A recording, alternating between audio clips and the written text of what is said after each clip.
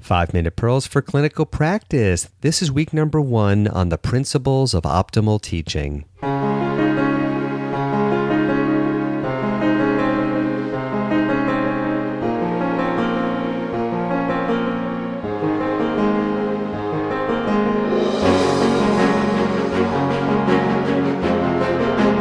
Hello, this is Dr. Brian Morris, and this is 5-Minute Pearls for Clinical Practice, where you will learn the tools to provide exceptional care for your patients. This is the weekly podcast where you will be introduced to time-tested, evidence-based patient care strategies that aren't always taught in schools or training programs, but are nonetheless crucial for success in clinical practice. And each podcast episode is about 5 minutes. One of the most important aspects of clinical practice goes beyond seeing patients and relates to how we pass on the information that we've learned to the next generation. How do we optimally impart the knowledge and skills that we have learned in clinical practice to students and house staff and other health professionals?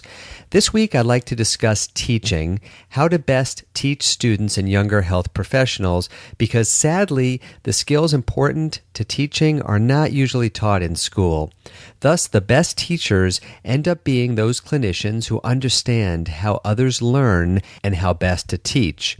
So with this episode, I'd like to begin a series of 3 episodes that relate to teaching. I'd like to teach some skills that I've learned over the years that I've found very helpful. What are the most important skills necessary to be a really good teacher? Today, let's start with 2 of these skills. First, the single most important skill necessary to be a great teacher. I feel that the single most important skill necessary to be a great teacher is to be able to relate to the student that you're teaching at their level of expertise. I've taught at many academic institutions over the years, and again, I see great clinicians not understand this principle.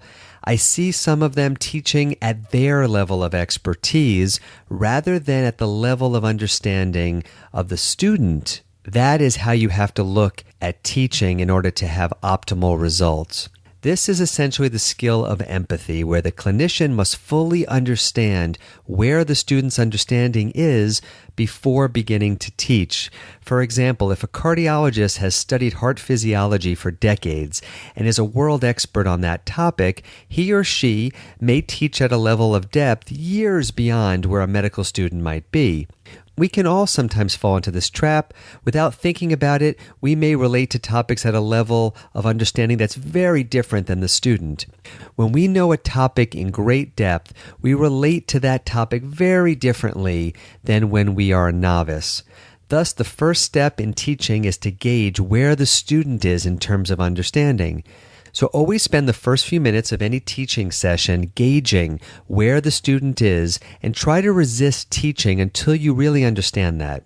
Try to remember what it was like when you were back in the student's position. How did you look at this information? What sort of things did you know and what sort of things did you not know yet? What was it like the first time you performed whatever skill you're about to teach?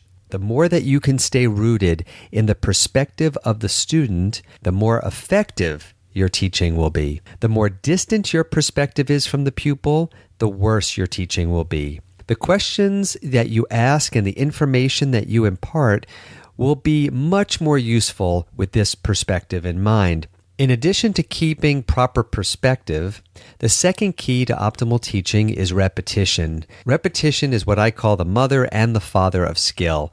This is something that I was lucky enough to learn from my mother. My mother taught me that optimal teaching involves seeing and hearing information over and over again, sometimes being presented in a slightly different way, but having that material presented over and over and over again. Musicians know this very well. If you play guitar and you want to learn how to play a certain song, you have to practice that song over and over and over again until it becomes second nature. So, for example, if I'm teaching a medical student, I will have a list of 5 or 10 key teaching points that I want to get across in each session, and I'll make sure that those points are brought up several times because the repetition reinforces the teaching. Revisiting Each of the key teaching points is a very important principle in long-term learning. Let's say that I'm teaching about the murmur of aortic stenosis. I might discuss it while we're reviewing the physical examination of the heart. I might mention it again when we're discussing the patient's symptoms, and I might even mention it a third time when we're discussing the physiology of the heart. The repeated mentions of this key teaching point is instrumental in not only optimizing learning, but also letting the students know which are the important points that they should try to focus on. And repetition can occur in future teaching sessions as well. Hearing things again a week or 2 weeks or a month later can again reinforce teaching and optimize long-term memory. Revisiting these points can go a long way in establishing the information as a permanent memory for the student and not just another fact that can be forgotten. So the first two elements of great teaching that we're discussing this week, the first point is perspective. Be aware of the perspective of the student when you're teaching and adjust your teaching based on the student's perspective. And number two is repetition.